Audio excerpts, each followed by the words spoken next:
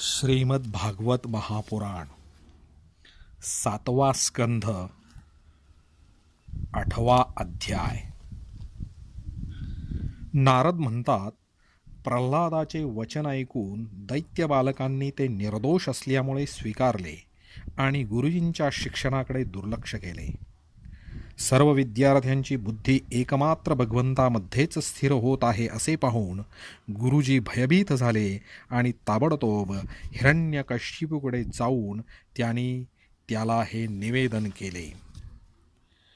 पुत्र प्रल्हादाची ही असह्य आणि अप्रिय अनिती ऐकून क्रोधाने त्याचे शरीर थरथर कापू लागले. त्याने आता प्रल्हादाला मारायचे ठरविले. मन आणि इंद्रियांना ताब्यात ठेवणारा प्रल्हाद मोठ्या नम्रतेने हात जोडून हिरण्यकश्यपूच्या समोर उभा होता आणि खरे तर त्याचा तिरस्कार करणेही अयोग्य होते, परंतु हिरण्यकश्यपू स्वभावताच क्रूर असल्यामुळे लाथ मारल्यानंतर साप फुसकारतो तसा तो फुत्कारू लागला. त्याने त्याच्याकडे द्वेषयुक्त तिरप्या नजरेने पाहिले आणि संतापून कठोर शब्दात म्हटले, मूर्खा, तू तर अतिशय उद्दाम झाला आहेस. स्वतः तर नीच आहेसच, परंतु आता आपल्या कुळात फूट पाडू पाहतोस. तू उद्धटपणे माझी आज्ञा मोडली आहेस. आजच तुला मी यमसदनाला पाठवतो. मी रागावलो की तिन्ही लोक आणि त्यांचे लोकपाल यांचा थरकाप होतो, तर मग मूर्खा, तू कोणाच्या भरवशावर भीती नसल्याप्रमाणे माझी आज्ञा मोडतोस. प्रल्हाद म्हणाला, महाराज, ब्रह्मदेवापासून गवताच्या काडीपर्यंत सर्व लहान मोठे चराचर जीव ज्यांच्या ताब्यात आहेत, तेच मी आणि आपणच नव्हे तर विश्वातील सर्व बलवंताचे सुद्धा बळ आहेत. तेच महापराक्रमी सर्वशक्तिमान प्रभू काळ आहेत. तसेच सर्व प्राण्यांचे इंद्रिय बल, मनोबल, देहबल, धैर्य आणि इंद्रियेसुद्धा तेच आहेत. तेच परमेश्वर आपल्या शक्तीच्या द्वारा या विश्वाची निर्मिती, रक्षण आणि संहार करतात. तेच तिन्ही गुणांचे स्वामी आहेत. आपण हा आपला असुर स्वभाव सोडून द्या.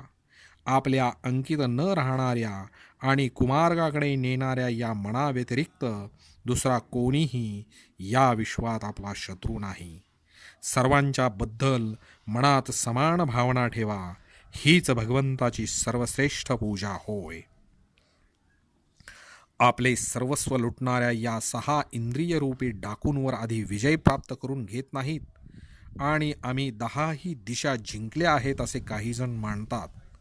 मात्र ज्या ज्ञानी आणि जितेंद्रिय महात्म्याने सर्व प्राण्यांविषयी समभाव बाळगला, त्याला त्याच्या अज्ञानातून प्रगट होणारे काम क्रोधादी शत्रूसुद्धा असत नाहीत, तर मग बाहेरचे शत्रू कोठून असतील. हिरण्यकश्यपू म्हणाला, अरे मंदबुद्धी, तुझ्या बरळण्याची तर हद्द झाली. तू खात्रीने मरू इच्छितोस, कारण जो मरणाच्या दारी असतो तोच अशा तऱ्हेची बडबड करतो. अरे अभाग्या, माझ्या खेरीत जो कोणी अन्य जगाचा स्वामी आहे असे तू सांगितलेस, तो तुझा जगदीश्वर आहे कोठे? तो सर्वत्र असेल तर मग या खांबात का नाही दिसत? वायफळ बडबडणाऱ्या तुझे डोके हा मी उडवतो, आणि ज्याच्यावर तुझा एवढा भरवसा आहे तो तुझा हरी तुझे रक्षण करू दे. तो अत्यंत बलवान महादैत्य अशा प्रकारे भगवंताच्या परमभक्त असणाऱ्या मुलाला प्रल्हादाला रागाने वारंवार वेडेवाकडे बोलून त्रास देऊ लागला. नंतर हातात खड्ग घेऊन त्याने सिंहासनांवरून खाली उडी मारली आणि अतिशय जोराने तेथील एका खांबावर एक ठोसा मारला. हे राजा, त्याच वेळी त्या खांबातून एक महाभयंकर आवाज ऐकू आला. त्या आवाजाने ब्रह्मांडच फाटले की काय असे वाटू लागले. सत्य लोकांपर्यंत जेव्हा तो आवाज पोहोचला, तेव्हा तो ऐकून ब्रह्मदेवादिकांनाही वाटले की जणू आपल्या लोकात प्रलय होऊ लागला आहे. प्रल्हादाला मारण्यासाठी हिरण्यकश्यपूने जेव्हा जोरात उडी मारली, तेव्हा दैत्य सेनापतींचा सुद्धा भयाने थरकाप उडवून देणारा तो अद्भुत आणि अपूर्व आवाज त्याने ऐकला. पण हा आवाज करणारा कोणी त्या सभेत त्याला दिसला नाही. आपले सेवक प्रल्हाद आणि ब्रह्मदेव याची वाणी सत्य करण्यासाठी आणि सर्व पदार्थांमध्ये आपली व्यापकता दाखवण्यासाठी त्याच वेळी सभेमध्ये त्या खांबातून अतिशय आश्चर्यकारक रूप धारण करून भगवंत प्रकट झाले. ते रूप ना सिंहाचे होते ना मनुष्याचे. हिरण्यकश्यपू त्याच वेळी आवाज काढणाऱ्याचा शोध घेत होता. त्यावेळी खांबातून निघणाऱ्या त्या अद्भुत प्राण्याला त्याने पाहिले. तो विचार करू लागला, हा तर मनुष्यही नाही की पशुही नाही, तर मग हा नरसिंह रूपातील अलौकिक प्राणी कोण आहे? तो असा विचार करीत होता, तोच त्याच्या अगदी समोर नरसिंह भगवान उभे राहिले. त्यांचे ते रूप अतिशय भयानक होते. तापलेल्या सोन्याप्रमाणे पिवळे धमक भयानक होते. भयानक डोळे होते. जांभई दिल्यामुळे आयाळ इकडे तिकडे फडफडत होती. दाढा अतिशय विक्राळ होत्या. तलवारीप्रमाणे चमकणारी सुरीप्रमाणे धारदार तीक्ष्ण जीभ होती. भुवया उंचावल्याने त्यांचे मुख अधिकच दारुण दिसत होते. कान वरच्या बाजूला ताठ दिसत होते. फुगवलेले नाक आणि उघडलेले तोंड पहाडातील गुहेप्रमाणे अद्भुत वाटत होते. फाकलेल्या जबड्यांमुळे त्यांची भयानकता फारच वाढली होती.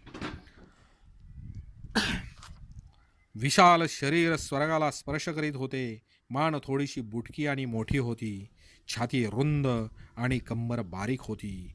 चंद्रकिरणांप्रमाणे असणारे शुभ्र रोम सर्व शरीरावर चमकत होते. चारी बाजूंना जोडलेले हात पसरले होते. चारी बाजूंना शेकडो हात पसरले होते. त्यांची नखे हीच आयुधे होती. त्यांच्या जवळपास फिरकणे सुद्धा अशक्य होते. आपल्या चक्रादी आणि इतरांच्या वज्रादी श्रेष्ठ शस्त्रांनी त्यांनी सर्व दैत्यदानवांना पळवून लावले. हिरण्यकश्यपूला वाटले, बहुधा महामायावी विष्णूनेच मला मारण्यासाठी हे सोंग घेतले आहे, परंतु त्याच्या या चालीने माझे काय वाकडे होणार आहे, असे म्हणत आणि गर्जना करीत तो दैत्यरूपी हत्ती हिरण्यकश्यपू हातात गदा घेऊन नरसिंहांवर तुटून पडला. परंतु जसा पतंग आगीत पडल्यावर अदृश्य होतो, तसाच तो दैत्य भगवंताच्या तेजामध्ये दिसेनासा झाला. सर्व शक्ती आणि तेजाचा आश्रय असणाऱ्या भगवंताच्या बाबतीत हे काही आश्चर्यकारक नाही, कारण सृष्टीच्या प्रारंभी त्यांनी आपल्या तेजाने तमोगणरूपी घोर अंधकार सुद्धा नाहीसा केला होता. त्यानंतर त्या दैत्याने अतिशय क्रोधाने हल्ला करून आपली गदा जोराने फिरवून तिने नरसिंहांवर प्रहार केला. जसा गरुड सापाला पकडतो तसे प्रहार करते वेळीच भगवंताने गदेसहित त्या दैत्याला पकडले. ते जेव्हा त्याच्याशी खेळू लागले, तेव्हा जसा खेळ करताना गरुड पकडीतून साप सुटतो, तसा दैत्य त्यांच्या हातातून निसटला. युधिष्ठिरा, स्थाने हिरावून घेतलेले लोकपाल त्यावेळी ढगात लपून हे युद्ध पाहत होते. तो भगवंताच्या हातातून निसटल्याचे पाहताच ते घाबरले. हिरण्यकश्यपूलाही असेच वाटले की आपल्या शौर्याला घाबरून नरसिंहाने आपल्याला हातातून सोडून दिले. या विचाराने उत्साहित होऊन ढाल तलवार घेऊन तो युद्धासाठी पुन्हा त्यांना जाऊन भिडला. त्यावेळी तो ससाण्याप्रमाणे मोठ्या वेगाने खालीवर उड्या मारीत ढाल तलवारीचे असे काही पवित्रे बदलू लागला की त्यामुळे त्याच्यावर आक्रमण करण्याची संधीच मिळू नये. जेव्हा भगवान अत्यंत उच्च स्वराने प्रचंड आवाजात असे हसले की त्यामुळे हिरण्यकश्यपूने डोळे मिटले. नंतर साप जसा उंदराला पकडतो त्याप्रमाणे भगवंताने अत्यंत वेगाने झडप घालून त्याला पकडले. ज्याच्या अंगावर वज्राच्या आघातानेही खरचटले नव्हते, तोच आता त्यांच्या हातून सुटण्यासाठी अतिशय धडपड करू लागला. भगवंत त्याला दरवाजात घेऊन गेले आणि त्यांनी आपल्या मांडीवर घेऊन सहजपणे आपल्या नखांनी त्याला असे फाडले की गरुडाने अत्यंत विषारी सापाला फाडावे. त्यावेळी त्यांच्या क्रोधयुक्त भीषण डोळ्यांकडे पाहावत नव्हते. ते आपल्या जिभेने पसरलेल्या तोंडाच्या दोन्ही कडा चाटत होते. रक्तांच्या चिळकांड्याने त्यांचे तोंड आणि आयाळ लाल झाली होती. हत्तीला मारून त्यांच्या आतड्यांची माळ गळ्यात घातलेल्या सिंहाप्रमाणे ते दिसत होते. त्यांनी आपल्या तीक्ष्ण नखांनी हिरण्यकश्यपूचे पोट फाडून त्याला जमिनीवर आपटले. हजारो दैत्य दानव त्यावेळी हातात शस्त्रे घेऊन भगवंतावर प्रहार करण्यासाठी आले. परंतु भगवंतांनी चारी बाजूंनी आलेल्या त्यांना आपल्या भुजारूपी सेनेने, लाथेने आणि नखरूपी शस्त्रांनी मारले. भगवान नरसिंहांच्या आयाळीच्या फटकाऱ्याने ढग इतस्ततः विखुरले. त्यांच्या नेत्रातील तेजाने सूर्याद्री ग्रहांचे तेज फिके पडले. त्यांच्या श्वासांच्या जोराने समुद्र खवळाले आणि सिंहनादाने भयभीत होऊन हत्ती चित्कार करू लागले. त्यांच्या आयाळीला धडकून देवतांची विमाने अस्ताव्यस्त झाली. स्वर्ग डळमळू लागला. आपटलेल्या पायांच्या धक्क्याने भूकंप होऊ लागले. वेगाने पर्वत उडू लागले. तसेच तेजामुळे आकाश आणि दिशा दिशेनाशा झाल्या. यावेळी भगवंताशी सामना करील असा कोणी दिसत नव्हता. त्याशिवाय त्यांचा क्रोधही वाढतच होता. राजसभेत ते उंच सिंहासनावर जाऊन विराजमान झाले. त्यावेळी त्यांच्या अत्यंत तेजस्वी, क्रुद्ध आणि भयंकर चेहऱ्याकडे पाहून त्यांच्याजवळ जाऊन त्यांची सेवा करण्याचे कोणालाही धाडस झाले नाही. जेव्हा स्वर्गातील देवींना ही आनंदाची बातमी समजली की तिन्ही लोकांची डोकेदुखी असलेला हिरण्यकशिपू युद्धामध्ये भगवंताच्या हातून मारला गेला, तेव्हा आनंदाने त्यांचे चेहरे प्रफुल्लित झाले. त्या भगवंतावर वारंवार पुष्पवर्षाव करू लागला. त्यावेळी विमानातून आलेल्या देवतांची भगवंताच्या दर्शनासाठी आकाशात गर्दी झाली. देवांचे ढोल आणि नगारे वाजू लागले. गंधर्वराज गाऊ लागले. अप्सरा नृत्य करू लागल्या.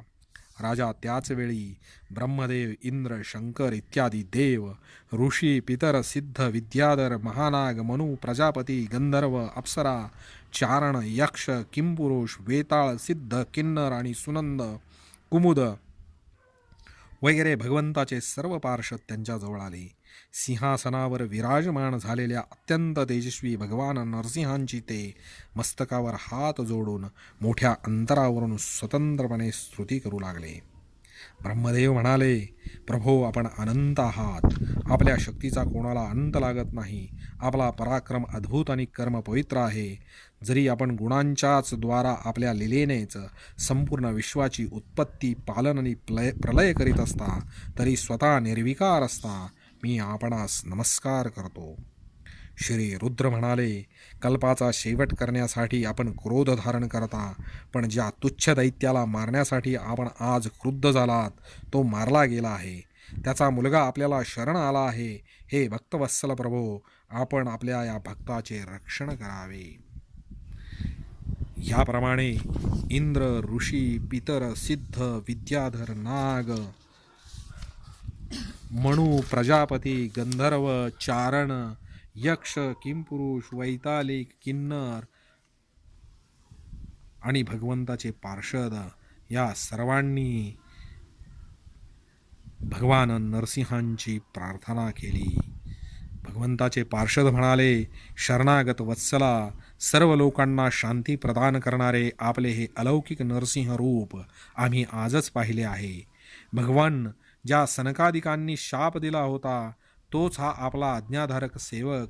आम्ही असे समजतो की आपण कृपाळूपणे याचा उद्धार करण्यासाठी याचा वध केला आहे. 8वा अध्याय समाप्त. 9वा अध्याय. नारद म्हणतात, अशा प्रकारे क्रोधावेशाने ज्यांच्या जवळही जाणे कठीण अशा नरसिंहांच्या जवळपासही ब्रह्मदेव, शंकर प्रमुख सर्व देवगण जाऊ शकले नाहीत. तेव्हा देवांनी साक्षात लक्ष्मींना पाठवले. त्यांनी जेव्हा त्यांचे ते प्रचंड अद्भुत रूप पाहिले तेव्हा भयभीत होऊन त्याही त्यांच्याजवळ जाऊ शकल्या नाहीत, कारण असे अपूर्व रूप त्यांनी कधी पाहिले नव्हते की ऐकले नव्हते. तेव्हा ब्रह्मदेव आपल्या जवळच उभा असलेल्या प्रल्हादाला म्हणाले, बाळ, तुझ्या पित्यावर भगवान कोपले होते, तर आता तूच त्यांच्याजवळ जाऊन त्यांना शांत कर, असे म्हणून त्यांनी त्याला पाठवले. राजा परम भगवत भक्त बाळ प्रल्हाद ठीक असे म्हणून सावकाश भगवंताच्या जवळ जाऊन हात जोडून त्याने भूमीवर साष्टांग नमस्कार घातला. आपल्या चरणांवर पडलेल्या त्या बाळाला पाहून देवांचे हृदय दयेने कळवळले. त्यांनी प्रल्हादाला उठवून त्याच्या डोक्यावर कालसर्पाने भयभीत झालेल्यांना अभयदान देणारे आपले करकमल ठेवले. त्यांच्या करकमलाचा स्पर्श होताच त्याचे सारे पाप धुवून गेले. त्याला त्याच क्षणी परमात्म तत्वाचा साक्षात्कार झाला. त्याने मोठ्या प्रेमाने आणि आनंदविभोर होऊन भगवंताचे चरणकमल आपल्या हृदयात धारण केले. त्यावेळी त्याचे सर्व शरीर पुलकित झाले. हृदयामध्ये प्रेमधारा आणि डोळ्यातून आनंदाश्रू वाहू लागले. प्रल्हाद भावपूर्ण हृदयाने आणि अनिमिष नेत्राने भगवंताला पाहत होता. भाव समाधीत स्वतः एकाग्र होत प्रेम गदगद वाणीने त्याने त्यांची स्तुती सुरू केली. प्रल्हाद म्हणाला, ब्रह्मदेव इत्यादी देव ऋषी सिद्ध इत्यादींची बुद्धी नेहमी सत्वगुणी असते, तरीसुद्धा ते आपल्या प्रवाही वाणीने आपल्या विविध गुणांचे गायन करून अजूनही आपल्याला संतुष्ट करू शकले नाहीत. मी तर घोर असुर जातीत जन्मलेला, माझ्याकडून आपण संतुष्ट व्हाल काय? मला तर वाटते की धन कुलीनता रूप तप विद्या ओज तेज प्रभाव बल पौरुष बुद्धी आणि योग हे सर्व गुण परमपुरुष भगवंतांना संतुष्ट करण्यासाठी पुरेसे नाहीत, परंतु भक्तीने मात्र भगवंत गजेंद्रावर सुद्धा संतुष्ट झाले होते. माझ्या समजुतीप्रमाणे 12 गुणांनी युक्त असलेला ब्राह्मण सुद्धा जर भगवान कमलनाभांच्या चरणकमलांना विन्मुख असेल, तर त्याच्यापेक्षा ज्या चांडाळाने आपले मन वाणी कर्म धन आणि प्राण भगवंताच्या चरणी समर्पित केले आहेत, तो श्रेष्ठ होय. तो आपल्या कुळाला सुद्धा पवित्र करतो, पण आपण मोठेपणाचा अभिमान बाळगणारा ब्राह्मण नाही पण आपल्या मोठेपणाचा अभिमान बाळगणारा ब्राह्मण नाही. सर्व शक्तिमान प्रभू आपल्या स्वरूपाच्या साक्षात्कारानेच परिपूर्ण आहात. आपली ज्ञानी पुरुषांकडून पूजा करून घेण्याची त्यांना आवश्यकता वाटत नाही. भक्तांच्या हितासाठीच ते त्यांनी केलेल्या पूजेचा करुणेने स्वीकार करतात. जसे आपल्या मुखाचे सौंदर्य आरशात दिसणाऱ्या प्रतिबिंबालाही सुंदर बनवते, तसेच भक्त भगवंताचा जो जो सन्मान करतो तो परत त्यालाच प्राप्त होतो.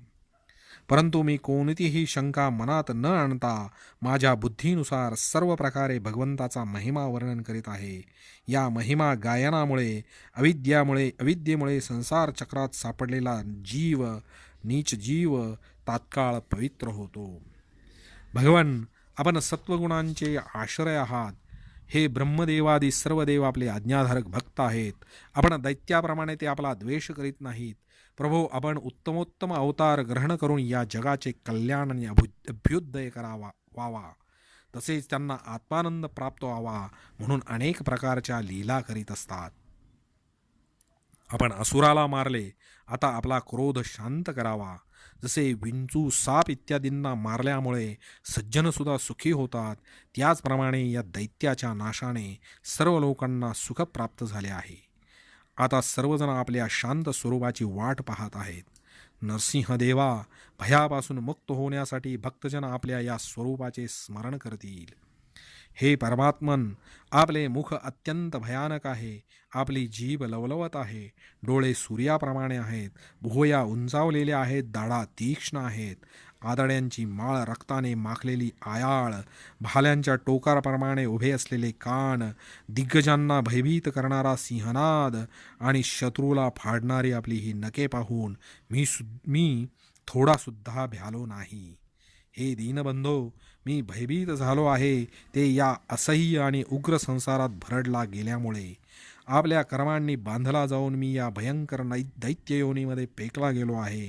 हे नाथ, आपण प्रसन्न होऊन सर्व जीवांसाठी शरण जाण्यास योग्य आणि मोक्षस्वरूप अशा आपल्या चरणकमलांजवळ मला केव्हा बोलवाल?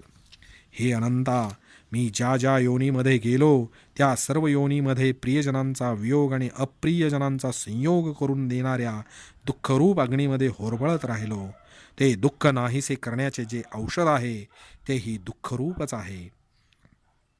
आपल्यापासून वेगळ्याच वस्तूंना आत्मा समजून मी भटकत आहे. ज्याप्रमाणे मी आपली सेवा करू शकेन ते साधन मला सांगा. हे प्रभो, आपणच मला प्रिय आहात, आमचे सुहृद आहात. आपण सर्वांचे परमदैवत आहात. आपल्या चरणांपाशी राहणाऱ्या भक्तांच्या संगतीत ब्रह्मदेवांनी गायलेल्या आपल्या लीला कथा गात मी सहजपणे त्रिगुणांपासून मुक्त होऊन या संसार सागरातून पलीकडे जाऊ शकेन. हे नरसिंहदेवा, या जगातील दुःखी लोकांची दुःखी नाहीशी करण्याचे जे उपाय मानले जातात ते आपण उपेक्षा केल्यास तात्पुरतेच असतात. जसे आई वडील मुलांचे रक्षण करू शकत नाही, रोग औषध नाहीसा करीत नाही आणि समुद्रात बुडणाऱ्याला नाव वाचवू शकत नाही. सत्वादी गुणांमुळे वेगवेगळ्या स्वभावांचे रवाचीन पिता वगैरे आणि प्राचीन ब्रह्मदेव इत्यादी करते आहेत, त्यांना प्रेरणा देणारे आपणच आहात. ते आपल्या प्रेरणेने, ज्या आधारामध्ये, ज्या निमित्ताने, ज्या साधनेने, ज्यावेळी, ज्यांच्या प्रेरणेने, ज्यांच्या संबंधी, ज्यापासून, ज्याच्यासाठी, ज्या रीतीने जे काही उत्पन्न करतात किंवा रूपांतरित करतात, ते सर्वजण आणि ते सर्व काही आपलेच स्वरूप आहे. पुरुषाच्या संकल्पानुसार कालामुळे गुणांमध्ये क्षोभ झाल्या कारणाने माया प्रधान लिंग शरीर निर्मित करते. हे लिंग शरीर बलवान, कर्ममय तसेच वेदोक्त कर्मप्रधान आहे. हेच अविद्येने जीवाच्या भोगासाठी कल्पिलेले मन, 10 इंद्रिय आणि 5 तन्मात्रा या 16 विकाररूप आर्यांनी युक्त असे संसार चक्र आहे. हे जन्मरहित प्रभो, असा कोण पुरुष आहे की जो आपल्याला न भजता हे मनरूप संसार चक्र पार करू शकेल. हे सर्वशक्तिमान प्रभो, माया मला या 16 आरे असलेल्या चक्रात अडकवून उसाप्रमाणे पिळून काढत आहे. आपण आपल्या चैतन्य शक्तीने बुद्धीच्या सर्व गुणांना नेहमी पराजित करता आणि कालरूपाने सर्व साध्य आणि साधने आपल्या अधीन ठेवता. मी आपल्याला शरण आलो आहे. आपण मला या चक्रातून ओढून काढून आपल्याजवळ घ्या. भगवन, ज्याच्यासाठी संसारी लोक अतिशय हपापलेले असतात, ते स्वर्गात मिळणारे सर्व लोकपालांचे आयुष्य, लक्ष्मी आणि ऐश्वर मी पुष्कळ पाहिले आहे. ज्यावेळी माझे वडील थोडेसे रागावून हसत आणि त्यांच्या भुवया थोड्या वर चढत, तेव्हा ती संपत्ती त्यांच्याजवळ राहत नसे. पण माझ्या अशा त्या पित्यालाही आपण मारले. म्हणूनच संसारातील प्राणी ज्या ब्रह्मलोकापर्यंतचे आयुष्य, लक्ष्मी, ऐश्वर आणि इंद्रिय भोग यांची इच्छा करतात, ते मला नको. कारण अत्यंत शक्तिशाली काळाचे रूप धारण करून आपण त्यांना ग्रासले आहे हे मी जाणतो. आपण मला आपल्या दासांच्या सानिध्यात घेऊन चला. विषयभोगाच्या गोष्टी ऐकायला चांगल्या वाटतात, परंतु त्या मृगजळाप्रमाणे फसव्या आहेत. तसेच हे शरीरसुद्धा अगणित रोगांचे उगमस्थान आहे. कोठे ते मिथ्या विषयभोग आणि कोठे हे रोगयुक्त शरीर. दोन्हींची असारता जाणूनसुद्धा मनुष्य त्यापासून विरक्त होत नाही. मोठ्या कष्टाने प्राप्त होणाऱ्या भोगांच्या लहानसहान मधुबिंदूंच्या द्वारा तो आपली इच्छारूपी आग विझविण्याचा प्रयत्न करतो. हे प्रभो, कुठे या तमोगुणी असुरवंशात रजोगुणापासून उत्पन्न झालेला मी आणि कुठे आपली त्याच्यावरील कृपा. धन्य आहे आपण आपला प्रसाद स्वरूप जो कवलकर माझ्या मस्तकावर ठेवला आहे, तो आपण ब्रह्मदेव, शंकर आणि लक्ष्मीच्या मस्तकावर सुद्धा कधी ठेवला नव्हता. इतर संसारी जीवांप्रमाणे लहान मोठा असा भेदभाव आपण करीत नाहीत, कारण आपण सर्वांचे आत्मा आणि अकारण प्रेमी आहात. कल्पवृक्षासारखा असलेला आपला प्रसादसुद्धा आपली सेवा केल्यामुळेच प्राप्त होतो. सेवेनुसारच जीवांवर आपल्या कृपेचा उदय होतो. त्यासाठी जातीची उच्चता किंवा नीचिता कारणीभूत होत नाही. भगवान, हा संसार ही एक अंधकारमय विहीर असून तीमध्ये कालसर्पी रूप सर्प डसण्यासाठी नेहमी तयार असतो. विषयभोगांची इच्छा करणारे पुरुष तीत पडलेले आहेत. त्यांच्या संगतीने मी सुद्धा त्यांच्या पाठोपाठ तीत पडू लागलो होतो. परंतु भगवन, देवर्षी नारदांनी मला आपला समजून तीपासून वाचवले. असे असता मी आपल्या भक्तजनांची सेवा कशी सोडू? हे अनंता, ज्यावेळी माझ्या पित्याने मला मारण्यासाठी हातामध्ये खड्ग घेतले आणि म्हटले, जर माझ्याखेरीज दुसरा कोणी ईश्वर असेल तर तो तुला वाचवेल, मी आता तुझे डोके उडवतो, त्यावेळी आपण माझ्या प्राणांचे रक्षण केले आणि माझ्या पित्याचा वध केला. मला वाटते की आपण आपले सेवक असणाऱ्या सनकादिक ऋषींचे वचन सत्य करण्यासाठीच तसे केले होते. भगवन, हे संपूर्ण जग म्हणजे एकमात्र आपणच आहात, कारण यामध्ये आधी अंती आणि मध्ये आपणच असून त्याहून वेगळे आहात. आपण आपल्या मायेने गुणांच्या परिणामस्वरूप या जगाची उत्पत्ती करून यात पहिल्यापासूनच असूनही प्रवेश करण्याची लीला करता आणि त्या गुणांनी युक्त होऊन अनेक आहात असे भासवता.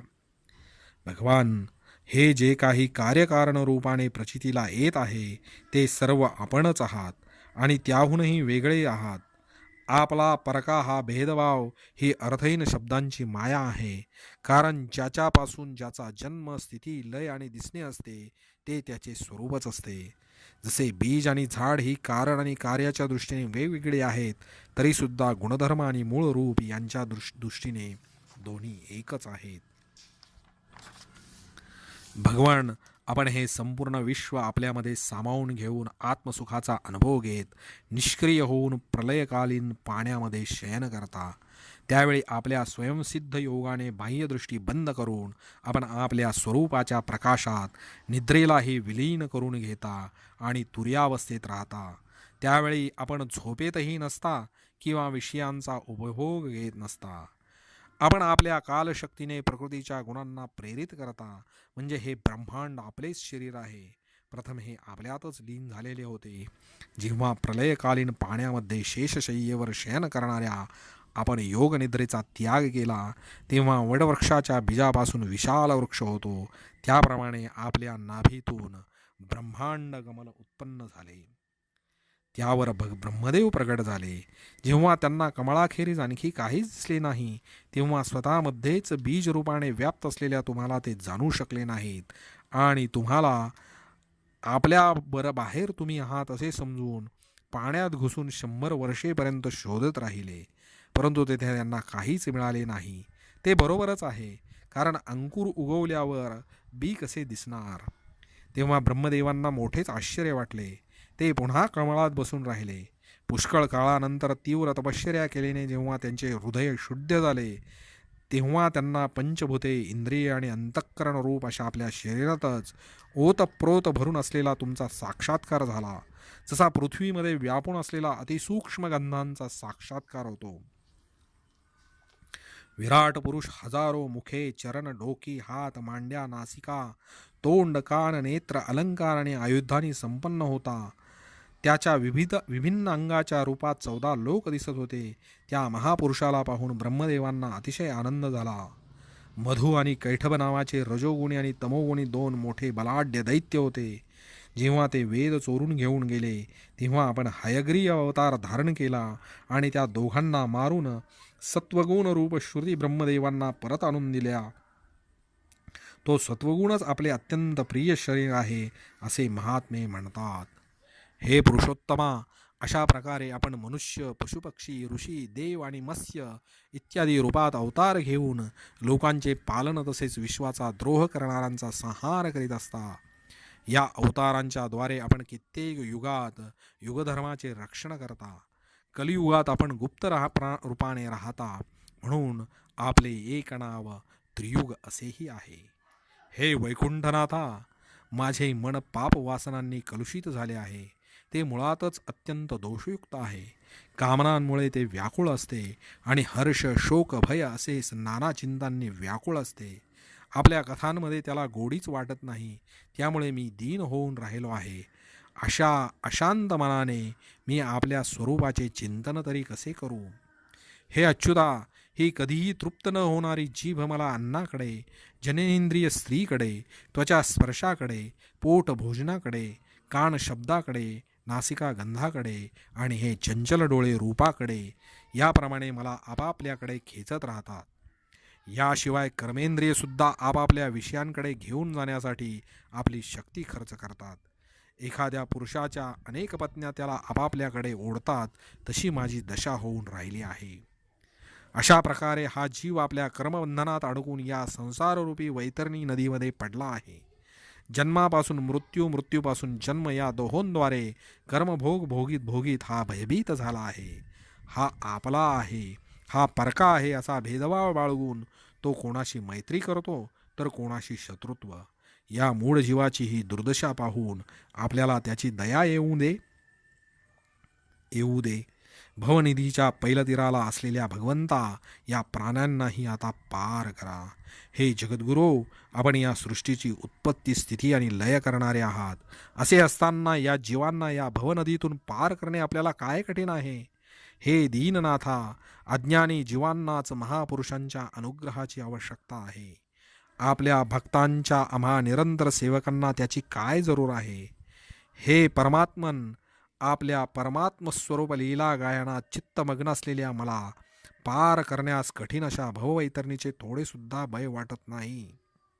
परंतु आपल्यापासून विन्मुख असणाऱ्या आणि इंद्रियांच्या विषयांचे मायामय खोटे सुख मिळवण्यासाठी संसाराचे ओझे वाहणाऱ्या अज्ञानी जीवांचे मला वाईट वाटत आहे. हे देवा, मुनी तर साधारणपणे आपल्या मुक्तीसाठी निर्जन वनात जाऊन मौनव्रत धारण करतात. ते दुसऱ्यांच्या भल्यासाठी काही प्रयत्न करीत नाहीत. परंतु मी या असहाय्य जीवांना सोडून एकटा मुक्त होऊ इच्छित नाही आणि या दिशाहीन भटकणाऱ्या प्राण्यांना आपल्याखेरीज दुसऱ्या कोणाचा आश्रय दिसत नाही. गृहस्थाश्रमी लोकांना मैथुन इत्यादींचे जे सुख मिळते ते अत्यंत तुच्छ आहे. जसे हाताला सुटलेली खाज नाहीशी करण्यासाठी खाजवितेना सुरुवातीला थोडेसे सुख झाल्यासारखे वाटते, परंतु नंतर दुःखच दुःख होते. परंतु हे बिचारी अज्ञानी पुष्कळसे दुःख भोगूनही या विषयभोगांनी तृप्त होत नाहीत. या उलट धैर्यवान माणूस जशी सुटलेली खाज सहन करतो, तसाच तो कामाचा वेगही सहन करतो. हे पुरुषोत्तमा, मौन, ब्रह्मचर्य, शास्त्र श्रवण, तपश्चर्या, स्वाध्याय, स्वधर्मपालन, शास्त्रांची तर्कशुद्ध व्याख्या, एकांत सेवन, जप आणि समाधी ही मोक्षाची 10 साधने प्रसिद्ध आहेत. परंतु ज्याला आपली इंद्रिये वश नाहीत, त्याच्यासाठी ही सर्व उपजीविकेची साधने ठरतात.